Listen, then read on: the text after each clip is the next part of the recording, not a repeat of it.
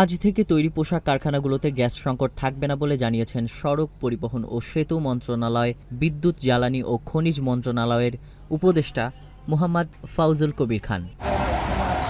আজ সকালে সাভারের আশুলিয়ায় ইপিজেড এলাকার নতুন জোনে অবস্থিত বিদ্যুৎ এর পাওয়ার প্লান্ট পরিদর্শন শেষে সাংবাদিকদের সাথে আলাপকালে তিনি কথা বলেন। বিদ্যুৎ, জ্বালানি ও খনিজ মন্ত্রণালয়ের উপদেষ্টা মোহাম্মদ ফাউজুল কবির খান এ সময় আরও বলেন, আজ থেকে সব পোশাক কারখানায় লাই বাড়বে এবং 4টা নতুন এলএমজি কার্গো আনা হয়েছে এবং সরবরাহ শুরু হয়েছে, তাই আজ থেকে গ্যাস সংকট থাকবে না। তিনি বলেন, পল্লী বিদ্যুৎ সমিতিতে আন্দোলন করার কোনো কারণ নেই এবং কোনো অচল অবস্থাও নেই। আন্দোলনকারীদের যেসব দাবি দেওয়া আছে, যেগুলো যৌক্তিক, সেগুলো সমাধান করার চেষ্টা করা হবে বলে তিনি জানান।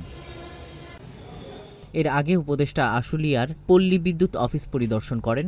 এ সময় সেনাবাহিনীর ঊর্ধ্বতন কর্মকর্তারা উপস্থিত ছিলেন। আজকে থেকে এটা সাপ্লাই বাড়বে। আমরা একটা নতুন 4টা এলএনজি কার্গো আনতেছি, তো সেইগুলো আসছে এবং আজকে থেকে সরবরাহ শুরু হয়ে গেছে। এটা ইনশাআল্লাহ আজকে বিকাল থেকে। ঢাকা জেলা উত্তর প্রতিনিধি গোলাম মোস্তফার পাঠানো তথ্য ও ভিডিও চিত্রে ডেস্ক রিপোর্ট।